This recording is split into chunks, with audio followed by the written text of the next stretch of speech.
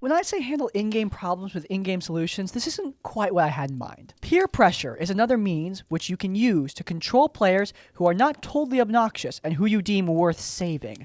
These types typically attempt to give orders and instructions, even when their characters are not present. Tell other characters what to do, even though the character role they have has nothing to do with that of being instructed, or continually attempt actions or activities their character would have no knowledge of. When any such proposals or suggestions or orders are made, simply inform the group that it is no longer possible under any circumstances because of the player in question. The group will then act to silence them and control undesirable outbursts. The other players will certainly let such individuals know about undesirable activity when it begins to affect their characters and their enjoyment of the game. I'm an extremely pretentious person, so obviously I'm reading The Prince right now, and my god, you don't need to make D&D advice. Sounds so Machiavellian. I mean, yeah, this could probably work, and maybe you do this unintentionally, but I think the best solution is probably just to, talk to them, you know?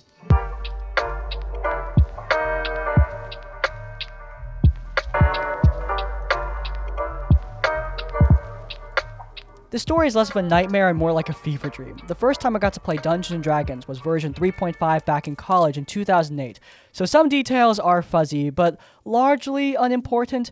Being my first time, I asked some of the other more experienced players for advice on building a character. I had trouble picking between gnome and halfling, so they told me that kinder would be what I'm looking for because kinders are a crossbreed between gnomes and halflings. I'm pretty sure they were wrong about that, but I don't see any difference, so they just described the race that fit all the worst stereotypes people tend to them and presumed me to play things in the most childishly chaotic manner. Fun for my first time, I guess, especially considering how wacky things would become, but not the type of character I would ever want to play again. I was also a bard who had this sick keyboard guitar with an axe head that returns when thrown. Keytar? It's a keyboard you can play like a guitar? Get with the times, man. Not gonna complain about that, another player chose a Yuan-Ti, but I think the rest rolled more standard races, although the party composition is not that important. Session 1 had us meeting with a DMPC who was allegedly the Dungeon Master's favorite OC, who he'd taken through dozens of games. This character was a Saiyan, that's right, like from Dragon Ball Z. Our first session mostly consisted of this DMPC teaching our characters to fly, like in Dragon Ball Z. Mechanically, this involved us going around the table to make checks, attempting to fly until we had gotten enough successes. This Saiyan Sensei then showed off his ability to go Super Saiyan when he disposed of the one overpowered threat to come against us in the session. One of the players questioned whether it was fair to expect us to be able to hit that level of power with our characters, to which he explained that every race has an ascendant form. Elves become mystical elves, dwarves become gilded dwarves. I can't remember his other examples, but they all seem to be made up on the spot. The second session was much more eventful and had our party going into a cave, which looked like a factory on the inside. It turned out to be a gigantic dragon mech, which one of the players accidentally turned on. With a rampaging Mecha Godzilla heading towards town, we decided to try and do what we could to fix this mess by messing up all of its internal workings, when one of the players reminded me of the Kinder's special quality that I'm pretty sure was also made up. They had explained to me that Kinders are such agents of freedom that it's impossible to restrain them. Any attempt to do so would cause them to violently explode. That doesn't seem right. Well, that's science. Can't argue with science. Not to worry though, it doesn't hurt the kinder. They simply become immaterial for a short time before their body reappears. I was easily convinced that this was the best course of action, which would be to tie a rope around myself to blow up the gears. It succeeded in stopping the dragon mech, but most of the party was trapped inside the dragon at the time and took a goofy amount of made-up damage, causing them to perish. The DM was super lenient with the revives and brought everyone back with no consequences. The third and final session had the Dungeon Master bring in another one of our friends to act as a guest antagonist. This guest brought his copy of the Book of Vile Darkness, as well as a stack of non-Dungeons & Dragons books of demonology. His character was basically a fiend of possession that didn't have a physical form and was able to easily possess any one of us. The session turned into a wild mess of player versus player as this fiend jumped from person to person, inciting violence and confusion. We all did a great job in playing in character, but it ended with the entire party being wiped out without even identifying that there was something causing it all. Afterwards, he and the Dungeon Master explained that the simple solution no one tried was to use some basic cleric ability. that none of us had because no one was playing any sort of divine caster. But they knew this was the case and had played that particular type of fiend based on that meta knowledge. I think there were plans to keep it going, but things fell apart either because of scheduling or unrelated drama behind the scenes.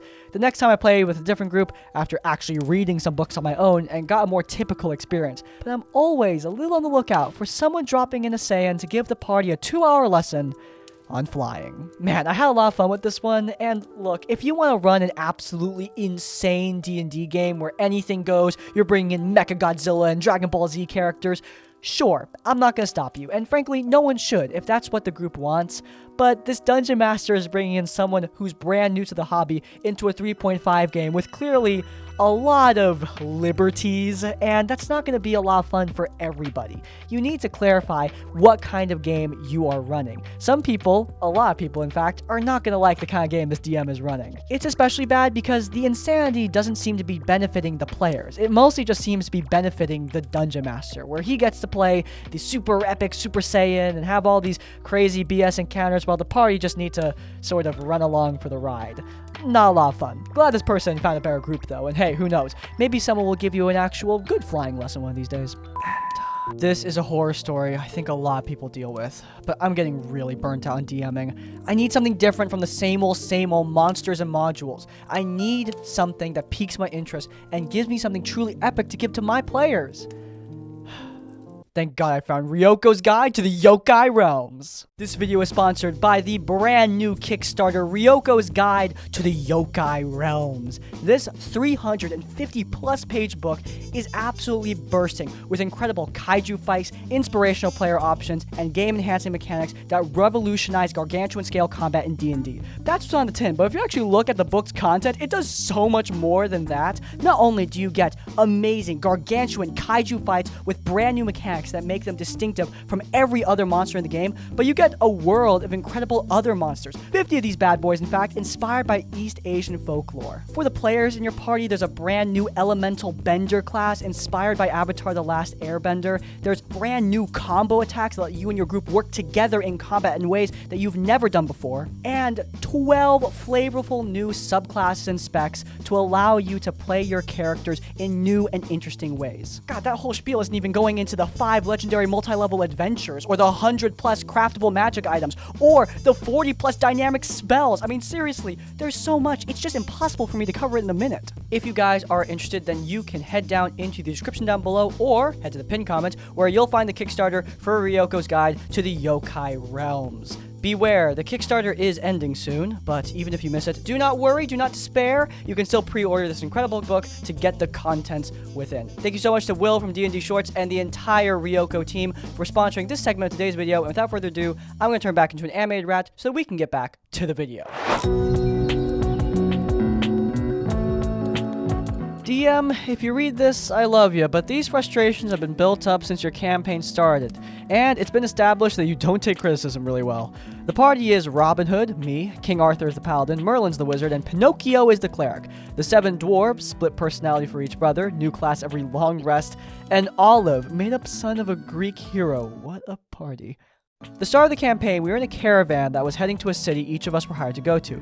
The DM had a crapping man who continuously crapped in a bucket, and he kept bringing him up. When the party finally had enough, we decided to kick him out of our wagon. He turned into a giant for some reason with an enchanted axe that one-hit each of the party members. We were all level 1. I talked him down due to high persuasion rolls, and Arthur decided to hit him again, and Arthur was knocked unconscious. I managed to roll really high again and calm him down, and he transfers to another wagon. The Dungeon Master says, "I didn't expect you to antagonize him," but he kept describing him interrupting us and smelling bad, so yeah, this is me explaining how I play my character. I actually prefer to avoid fights, if at all possible. Another thing that happened is a witch in the woods gave us food and a place to stay. When we tried to leave, she put us to sleep, but I'm immune to magical sleep because I play a half-elf. He says, "No, you're still asleep." No other reason than it was a 9th level sleep spell. At this point, we were level 2. Crap, I rolled a 2 plus 3, so yeah, I definitely fail. Yeah, I rolled like a 9. I rolled a total of 13. All of those rolls do fail. as the magical sleep takes your minds. Wait! Oh my god! I finally get to use this. I just realized after like 30 sessions, my half-elf is immune to magical sleep effects. Oh, that's perfect, dude. You can pretend to be asleep, and then when she's taking us all away, oh god, we do something about this. If they can stay awake, that means they can wake up the rest of the party. That might ruin all of my plans. How did I not think of that? Why is that ability even in the game? I mean, honestly, it's ridiculous. I mean, it never comes up, but still, the one time it does come up, it ruins everything. Oh, I can't believe the players have any creative freedom. I need to do something about this now. That doesn't work. What? Yeah, it's a 9th level sleep spell. 9th level? What, is this random witch a goddess or something? We're level 2, dude. No, she had a spell scroll. Dude, if the abilities that we took in our racial features just don't work, why do you even allow them in the first place? I didn't say you can't use the ability. I'm just saying you can't use it here for a very good reason. Okay? Okay. Nothing bad happened other than we lost time, but there was no point in it, and it was kind of railroading us to stay there. On our way to the next city, still level 2, we have an encounter with the big bad wolf. However, he asks us to help him kill some of his wolves that betrayed him. I attempted to say refuse the offer, as we were in a hurry, somewhat rudely to be fair, but I didn't make any skill checks. I refuse the offer again and get one shot, and he describes 50 dire wolves all around us. We end up having to help him even though he could have just sent any of these 50 wolves to do it. The Dungeon Master now brings up the wolf thing constantly to say that I start fights.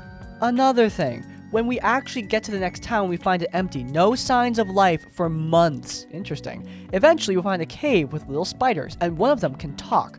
Arthur decided to just kill some, so he was swarmed by a swarm of spiders, while the dwarves, he was a cleric that day, cast Sacred Flame on them over and over. So we get through the cave and talk to some driders and get let into the main room, and iron bars close in from the ceiling. The floor is a giant web, and a giant spider comes in from the ceiling singing the Itsy Bitsy Spider song. Okay, sick.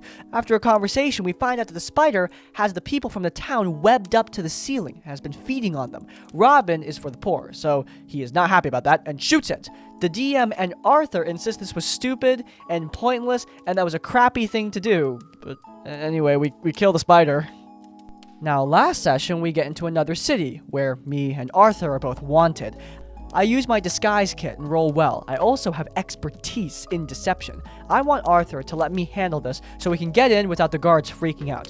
He proceeds to tell the worst lie that we are farmers and cousins. I attempt to go along with it, but I can't get a word in edgewise, and we end up almost dying from the 9 guards at the entrance. Somehow, this is all my fault in their eyes. Okay, I can't stop thinking about this. There's this dog movie called like Alone for Christmas. I know Drew Gooden made a video about it, where there's this one troublemaker dog and the super lazy dog, and the troublemaker dog's always doing dumb things, and the lazy dog gets the blame for it. That's this! I probably don't sound very sane right now. This session, we go into a church trying to find some info. This is like a messed up Catholic church, which at this time period would make people pay not to be in purgatory, and would cut off the sensitive bits of boys to keep their voices high in choir, along with other messed up stuff. Actually. Oh! The more you know, I guess. Anyway, I ask if there's anything valuable, like silver candlesticks. He says, no, your character is religious, and he wouldn't steal from the church. I give my points, and he still says, no, there's nothing valuable anyway. So I guess we just walk in, and he says we see poor children. I give one of them a gold piece, and thinking, hey, I just did a good deed. I then get rushed by 90 kids that chase me across the city.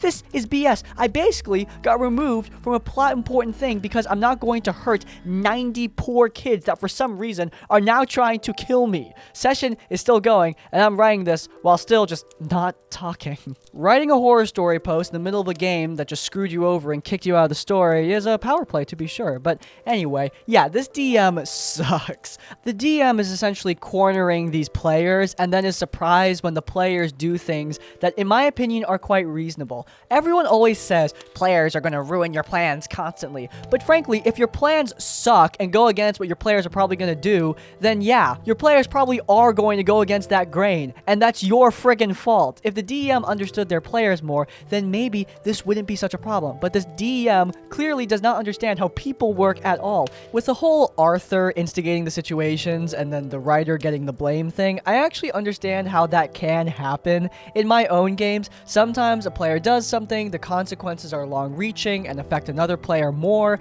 and that other player gets all the jokey reprisal. However, here, it seems like actual reprisal. This person is actually being excluded from the game due to their quote-unquote behavior, and yeah, that sucks. If you find a problem with someone's behavior, you don't just exclude them, you need to talk to them about it. Crap, this is actually kind of like the peer pressure thing in the intro, an example of why it probably doesn't work.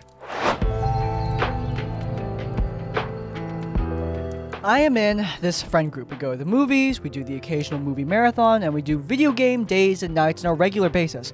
One friend, whom I will call Xavier, however, has proven over the years that he is quite unreliable when it comes to making appointments, keeping to regular schedules, or keeping promises. Xavier usually arrives late, making double appointments, or forgets he has previous engagements. He could also just leave early due to another commitment that he just straight up forgot. He's also the type of guy who, to everyone's annoyance, will start to goof off and disrupt the game, play on his phone, or yawn dramatically whenever he gets bored, or he just suggests we do something else. Sometimes, as little as 10 minutes into the movie we all want to watch, or the game that took us an hour to set up. This is boring. What? I'm sorry, it's just not fun. Dude, it's been like 10 minutes. We've been talking about doing this marathon for weeks, and you just want to not do it now? I mean, I need to have my attention satiated, and this isn't doing it. Okay, well then what do you want to do? Can we play Mario Kart? Alright, sure. Fair warning, I have been getting Why are you looking at me like that? I have to go. Go where? What are you even doing? I'm sorry, I can't wait. I have this massive cryptocurrency project that's going to herald in the coming of MOAS, and it's going to give me thousands, bajillions of dollars and destroy the entirety of the United States economy. I'm going to put it to those Wall Street guys, and I'm going to be the richest guy there is. I'm going to be the one in charge. I'm going to be the boot. Usually this isn't a huge problem, since in most cases he can just join in or leave whenever he pleases. Heck, we even schedule entire board game days so that people can just join in and leave whenever. Apart from the above, he's a pretty great guy. We don't want to exclude him or make him feel left out, so we are generally pretty lenient towards his behavior. We do discuss it when it gets out of hand, and we make it pretty clear that it is rather inconvenient for us, but even though he has promised countless times over the years to improve, look, he hasn't. However, one of the guys in our group wants to start a Dungeons & Dragons campaign. Since campaigns can be quite a commitment that take a lot of time, we have decided that as a group that we want to play D&D at least once a month for a 4-hour session. Xavier has been adamant in joining us, but given his track record, we think it is not a good idea. We are afraid he will be late, be a no-show, or will just simply disrupt the game. And with little to no improvement he has shown over the years, we as a group have decided to put our foot down this time. We are going to tell him that we don't want him to join in this particular thing, though he can still join us with all the other games and movie nights. Should we put our foot down as we decided, or should we make exceptions and try to work around him, because we've always done that in the past?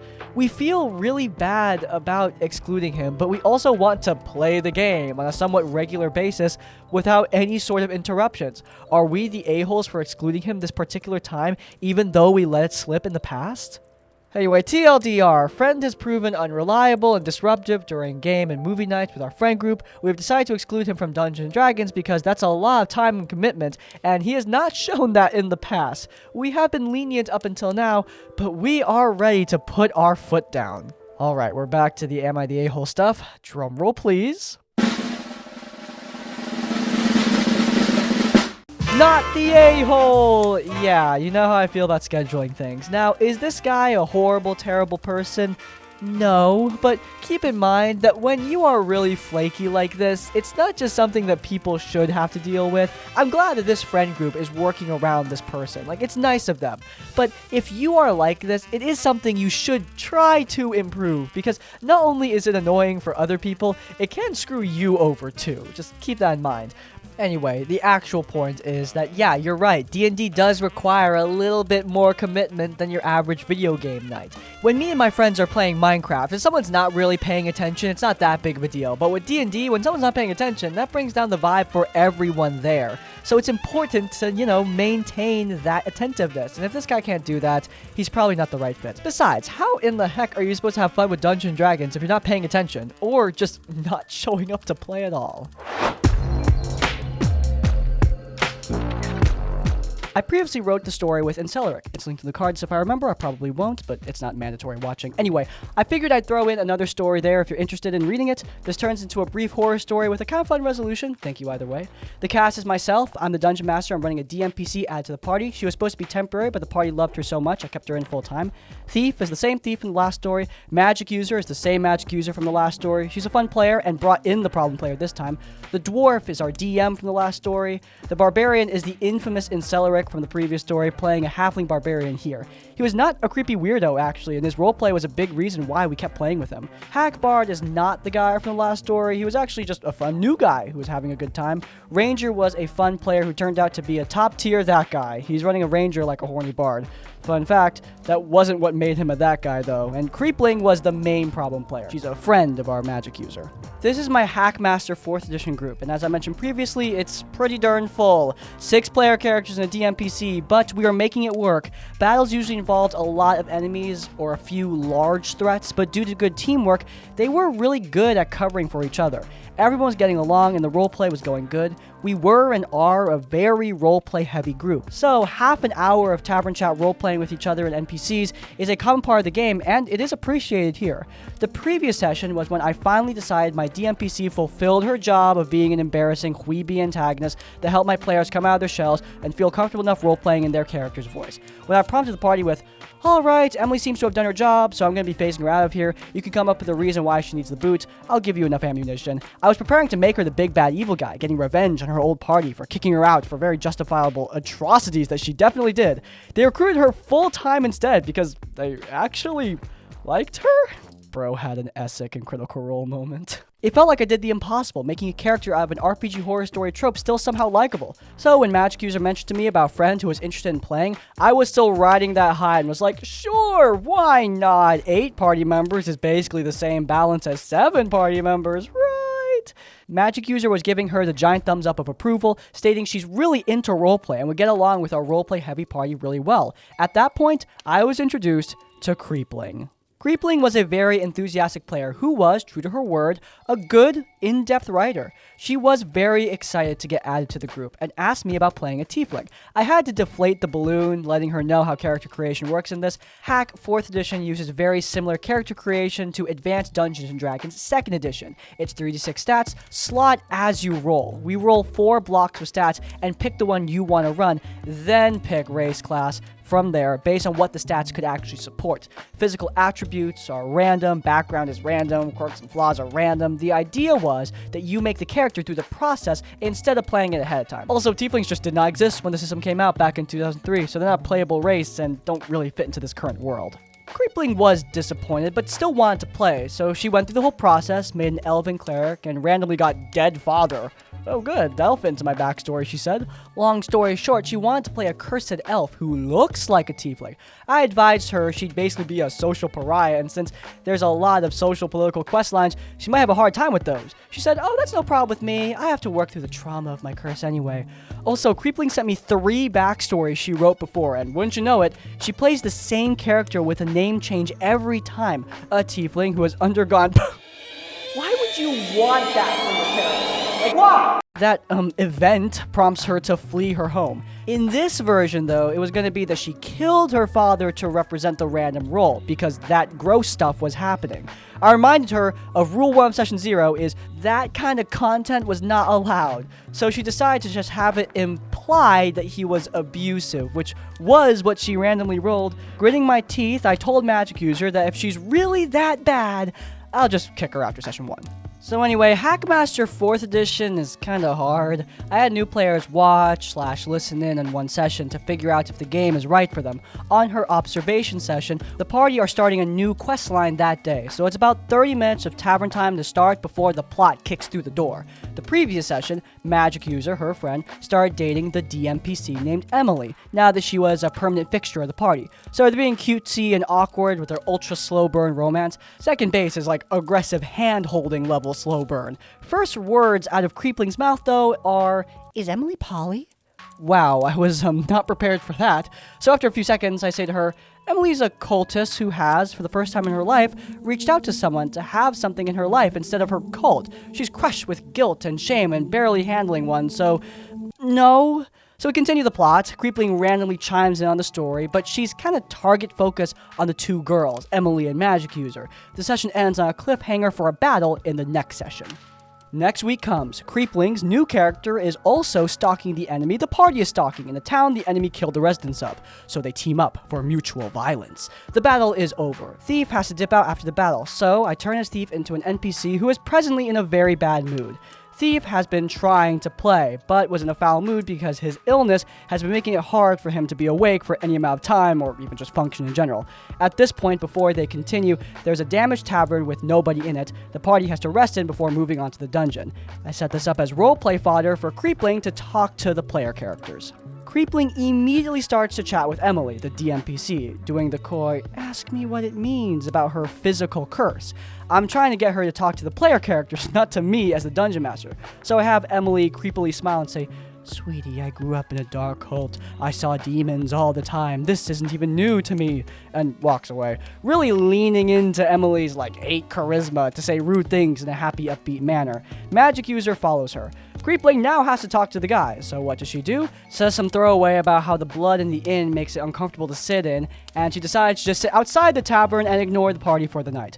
Mind you, everyone's trying to just drag her into the roleplay. Barbarian has a lost sister he's trying to find, and is vocal about it. Thief is throwing a tantrum. Dwarf is treating her like a demon. Hackbar is being really friendly, and Ranger is flirting with her. None of these leads are leads she takes. She ignores everyone because she can't try to love triangle the girls instead.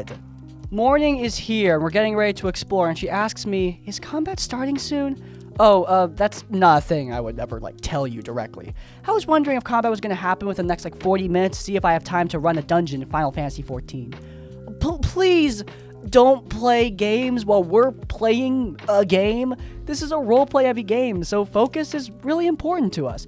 Celeric/Barbarian almost booted her instantly from the Discord server, but I told him to just let me handle the situation. I told her after that the Hackmaster party doesn't seem to be a good fit for her, and after she picked a fight with Thief out of game, she just left our games and the server less than a week later. I found out from Magic User why her behavior was so bad. Their characters are married in Final Fantasy XIV, and Creepling does not seem to understand that's not a real sign of in-real-life affection. I buried the lead on this one. Her first words after joining the group chat was, "Hello, wife," to Magic User. She joined the game specifically to date Magic User through her character, and when she found out her character wasn't available, she tried to start a love triangle. Now for the fun part. So I refuse to retcon people away. Our games are forward progress only. I now have an unwanted creep NPC in the party who joined to make a waifu, so I got an idea. Thief had a family tragedy and needed a few weeks off to process, so I collaborated an idea with his consent. Creepling was going to abduct Thief to forcibly marry him, since she joined specifically to snag an in-game partner. Thief loved the idea and still listened when he could muster the energy. The party's new questline was to rescue Thief. I had Creepling keep murdering strangers and cutting off their fingers, farming wedding rings, leaving progressively more unhinged notices for the party pursuing them. "Don't follow us, we're in love and we will not be stopped." Then they'd find Thief's hidden note somewhere, like "She's completely crazy, help me." The party ended up being too late, and Creepling finished the marriage rite before jumping out of a window to escape brutal justice. Thief immediately sought out divorce, and since all contact with women who liked him in-game kept blowing up in his face, his character developed a new phobia of women who find him attractive. Thief's player loved it and roleplayed the crap out of absolutely panicking every time a barmaid called him darlin' for better tips. This was a lot. Oh my god. So yeah, this person joining the game and having like a slow burn of horror is something that we have seen before. Sometimes you don't see the red flags until it's way too late, but you know, someone randomly jumping into the server and saying, "Hello, wife," maybe should have been something you took note of. I don't know, man. It's interesting how in this story, the social web wasn't a big deal. Magic User didn't have a blow up when her friend got kicked out of the game, so that's good. Usually we see problem players stick around for way too long because they're friends with so-and-so and so-and-so, and if we get them kicked out, oh my god, the whole group is gonna fall apart. Even I fell into that trap, but here, nope. This person left on her own because of an out-of-game fight, which isn't ideal, but might be a blessing in disguise, all things considered. The real horror part of the horror story isn't really anything that happened in the D&D game itself. I mean, yeah, all that stuff was pretty weird, but the actual really bad stuff was from the Final Fantasy game. And speaking from a guy who has played MMOs far longer than I've played D&D, somebody taking an in-game romance way too seriously is unfortunately something I have seen before. And yeah, it's not pretty. It's weird. Don't do that, fools. In-game romances do not translate to out-of-game relationships. It should be obvious, but apparently it isn't. Alright, and that's a wrap for today's episode of RPG Horror Stories. Thank you guys so much for 50,000 subscribers. I wanted to say it again because this is just such an incredible milestone, and I'm so grateful for every single one of you. But anyway, sappy stuff aside, if you guys enjoyed them, please do leave a like. If you want to see more of our content, then you can check out our Tabletop Tavern Tips series, where we talk about D&D advice for DMs and players old and new. It's linked in the cards. And while you're there, subscribe to Crispy's Tavern to get more of our content as it comes out. And finally, if you want to leave your own stories or thoughts, go down in the comments down below. Hey, if you want to send a story directly to us, you can. There is an email in the description. Send your stories our way for a chance to be featured in one of these videos. But hey, even if you don't have any stories, in essence, like, comment, subscribe. I will see you all next time. Farewell.